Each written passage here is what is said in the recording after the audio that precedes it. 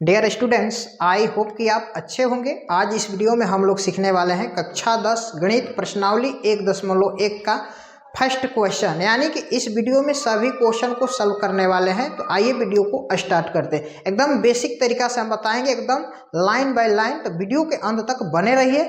चलिए वीडियो को शुरू करते हैं। देखिए यहाँ पे फर्स्ट क्वेश्चन है, निम्नलिखित संख्याओं का HCF ज्ञात करने के लिए यूक्लिड विभाजन एल्गोरिथ्म का प्रयोग कीजिए। ठीक है, तो यहाँ पे हमें क्या करना है, HCF ज्ञात करने के लिए यूक्लिड विभाजन एल्गोरिथ्म का प्रयोग करके इसको सॉल्व करना है।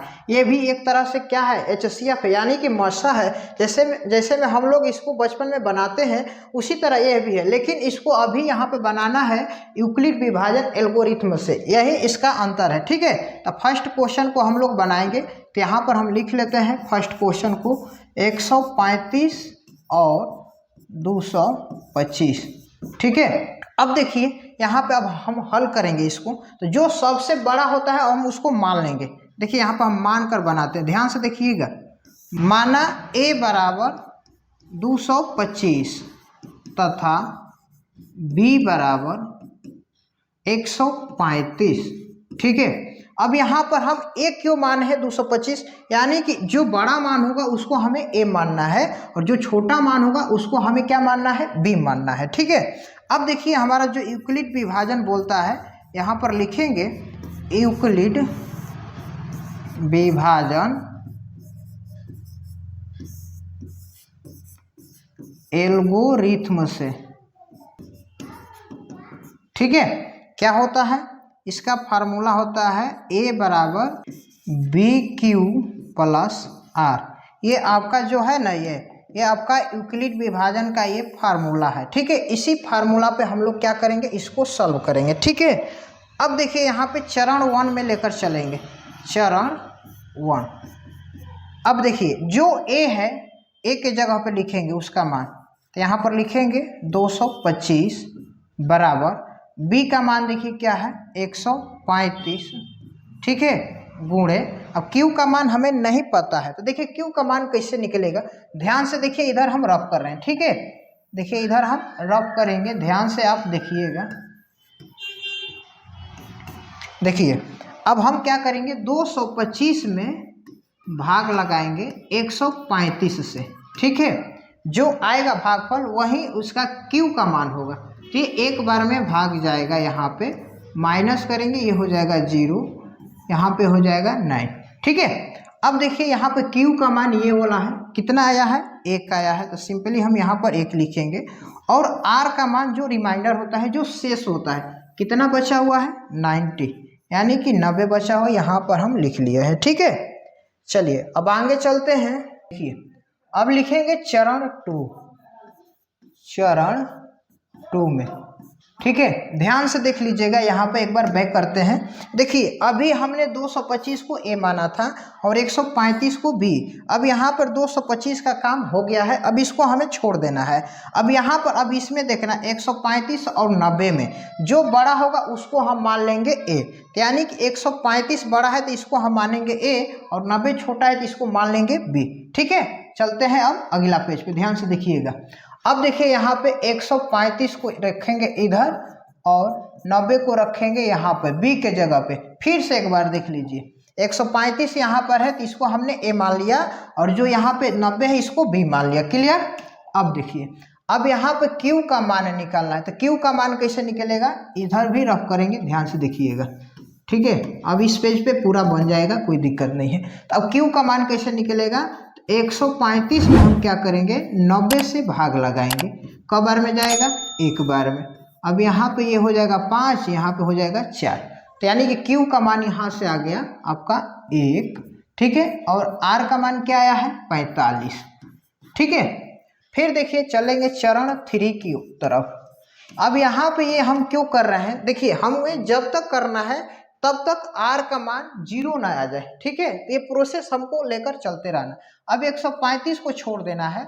अब यहाँ पर देखना है 90 और 45 में कौन बड़ा है, जो बड़ा होगा उसको a मान लेंगे। तो यहाँ पे 90 बड़ा है तो इसको हम यहाँ पर a बना लेंगे, और यहाँ पे देखिए 45 छोटा है तो इसको हम यहाँ पर रखेंगे, यानी कि b के जगह पे। ठीक है, अब देखिए फिर क्या करेंगे, q का मान निकालेंगे। q का मान कैसे निकलेगा, यहाँ पे हम 90 में 45 से भाग देंगे, ठीक है। तो देखिए यहाँ पे 45 दूनी का 90 चला गया, यानी कि Q का मान कितना आया, Q का मान 2 आ गया और रिमाइंडर भी हमारा क्या आ गया, 0 आ गया, ठीक है। अब ये हमारा रिमाइंडर 0 आ गया तो हम बोल सकते हैं चूंकि R बराबर 0, ठीक है। अब हम लिख भी सकते हैं, अतः क्या था हमारा संख्या, शुरू में देख लीजिए यहाँ पे संख्या था 135 और 225, ठीक है। अब यहाँ पर लिखेंगे 135 और 225 का HCF क्या होगा, जो लास्ट टर्म में इसको पूरा पूरा विभाजित किया है, क्या किया है, 45 किया है, जो कि इस क्वेश्चन का करेक्ट आंसर हो गया, ठीक है। उम्मीद करता हूँ कि ये क्वेश्चन समझ में आ गया होगा। देखिए यहाँ पे सेकेंड नंबर क्वेश्चन है 196 और 38,220, इसको भी सेम हमें करना है। इस क्वेश्चन में बहुत सारे स्टूडेंट विफल हो जाते हैं, ठीक है ना, तो इसको ध्यान से देखिएगा। मान लेंगे इसको भी, जो बड़ा होगा उसको मान लेंगे A, ठीक है। A बराबर क्या, 38,220 तथा B बराबर जो छोटा है कितना है, 196, ठीक है।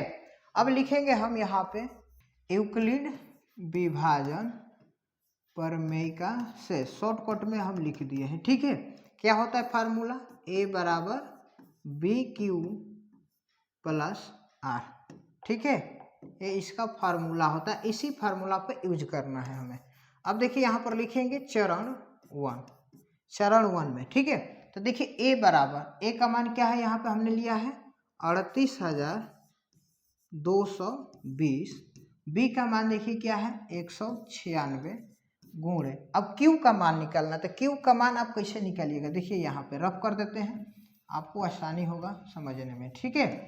देखिए 38,220 में हम भाग लगाएंगे किससे, 196 से, ठीक है। कितना बार में जाएगा, तो यहाँ पर एक बार में जाएगा 196, 12 में से 6 घटेगा 6, यहाँ पे हो जाएगा 17 में से 9 घटेगा 8 और यहाँ पे 2 में से घटेगा 1, ठीक है।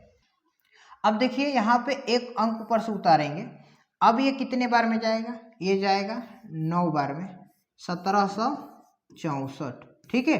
माइनस करेंगे, 12 में से 4 घटेगा 8 और यहाँ पे क्या हो जाएगा, 15 में से 6 घटेगा 9 और ये हो जाएगा 0, ऊपर से उतरेगा 0, ठीक है। अब कितने बार में जाएगा, ये 5 बार में जाएगा। 196 में हम 5 से गुणा करेंगे तो ये 980 हो जाएगा, ठीक है। देख लीजिए आ गया, यानी कि Q का मान क्या आया है हमारा 195, तो यहाँ पर लिखेंगे 195 और शेष क्या आया है, R का मान 0, ठीक है। अब यहाँ पर लिखेंगे इसलिए R बराबर 0। अब लिखेंगे अतः 38,220 तथा 196 का HCF बराबर क्या होगा, जो कटाया यहाँ पे ये कटाया है ना 196, ये इसका करेक्ट आंसर हो जाए, 196 करेक्ट आंसर हो गया, ठीक है। अब देखिए यहाँ पे थर्ड नंबर क्वेश्चन है 867 और 255, ठीक है। जो बड़ा होगा उसको मान लेंगे A, माना A बराबर 867 तथा B बराबर 255, ठीक है। अब देखिए यहाँ पे लिखेंगे यूक्लिड विभाजन प्रमेयिका से, ठीक है जी। देखिए चरण 1 में चलते हैं, चरण देखिए क्या होता है फार्मूला, A बराबर BQ प्लस R, ठीक है। अब देखिए यहाँ पे A का मान क्या है, यहाँ पे 867 बराबर B का मान है 255, ठीक है। अब Q का मान हमें निकालना है, तो इधर रफ कर लेते हैं, ध्यान से समझिएगा। 867 में क्या करेंगे, 255 से भाग लगाएंगे, ठीक है। कितने बार में जाएगा, तो ये जाएगा आपका 3 बार में, 5 तिहाई 15, 5 तिहाई 15 1 16, 3 दूनी के 6 1 7, ठीक है। यहाँ पे माइनस कीजिएगा तो इतना हो जाएगा 102, तो यानी कि Q का मान कितना आया, 3 आया, और आर का मान आया है 102। ठीक है, अब चलते हैं चरण 2 की तरफ।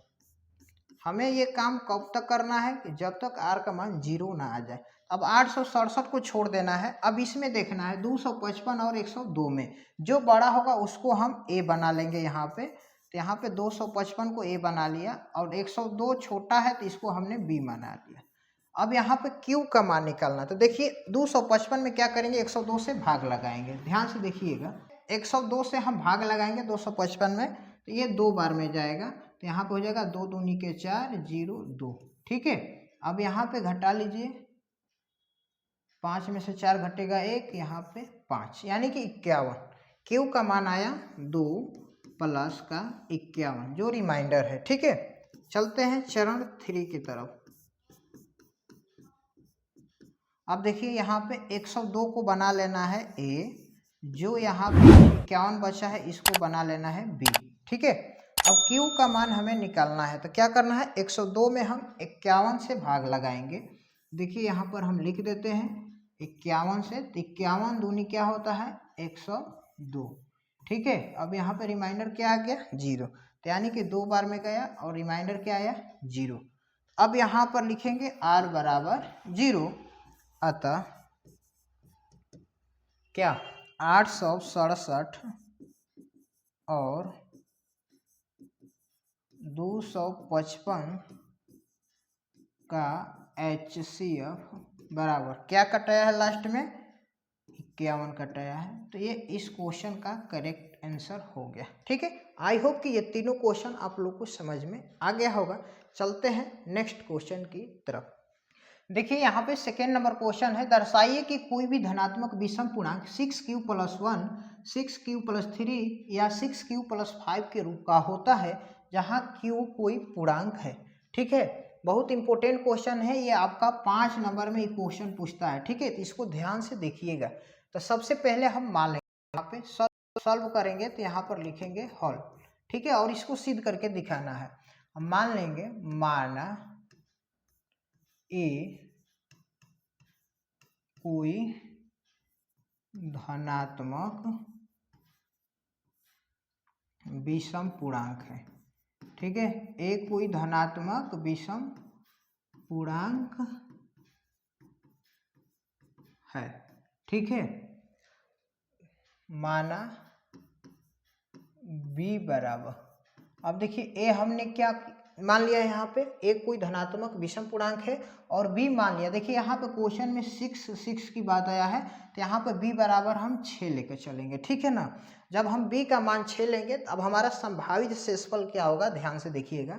अब हम लिखेंगे यहाँ पे संभावित शेषफल बराबर, ठीक है, क्या हो सकता है 6 से कम होगा। अगर किसी भी संख्या से हम भाग देंगे 6 में, तो हो सकता है 0 आए, 1 आए, 2 आए, 3 आए, 4 आए या 5 आए, 6 तो होगा नहीं। ठीक है, रिमाइंडर में 0 हो सकता है, 1 हो सकता है, 2 हो सकता है, 3 हो सकता है, 4 हो सकता है और 5 हो सकता है। ठीक, ये संभावित शेषफल है। ठीक है ना, अब यहाँ पे हम क्या करेंगे, यहाँ पे यूक्लिड विभाजन से इसे हम लोग सॉल्व करेंगे।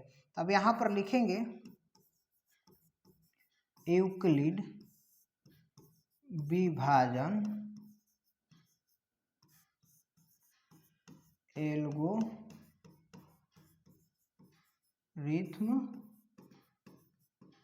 से। ठीक है, अब देखिए यहाँ पे क्या होता है, फार्मूला ए बराबर बी क्यू प्लस आर। ठीक है, ये आपका फार्मूला है यूक्लिड विभाजन वाला, ध्यान से देखिएगा। अब देखिए, अब हमें एक बार आर के मान 0 रखना है और एक बार 1 रखना है, 2 3 4 यानी कि 5 बार हमें आर का मान रखना है। ठीक है, तो चरण 1 में हम चलेंगे। चरण 1, ध्यान से देखिएगा, आर बराबर 0 रखने पर, ठीक है, देखिए ए का मान को ए ही रहने देंगे और बी का क्या मान है यहाँ पे 6 और क्यू की जगह पे क्यू ही रहने दीजिए, कोई दिक्कत नहीं है, प्लस आर का मान क्या रखना है 0। ठीक है, अगर हम इसको एक बार और लिखेंगे अच्छा से, तो यहाँ पे देखिए ए बराबर क्या हो जाएगा 6q में हम 0 जोड़ेंगे तो ये हो जाएगा 6q। इसको हम मान लेते हैं इक्वेशन नंबर 1। ठीक है, अब चलते हैं चरण 2 की तरफ। चरण 2 में क्या रखना है, r बराबर 1 मान रखने पर, ठीक है। देखिए यहाँ पर a बराबर 6, b के जगह पे q प्लस जहाँ पर r है वहीं पे इसको बस लगा देना है r का मान, ठीक है ना। ये हो गया हमारा समीकरण नंबर 2, ठीक है। अब चलते हैं अगले पेज पे, यानी कि r का मान अब क्या रखना है, 2 रखना है, ठीक है, क्योंकि हमने यहाँ पे r का मान 1 रख दिया था, ठीक है। चरण 3 में r बराबर 2,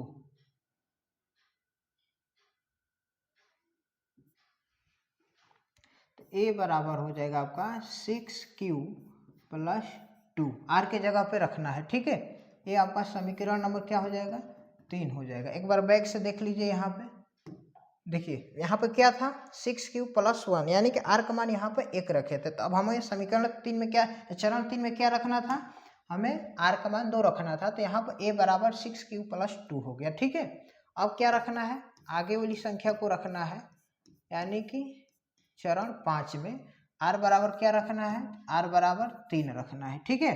तो यहाँ से ये हो जाएगा a बराबर 6q प्लस 3, ये हमारा समीकरण नंबर 4।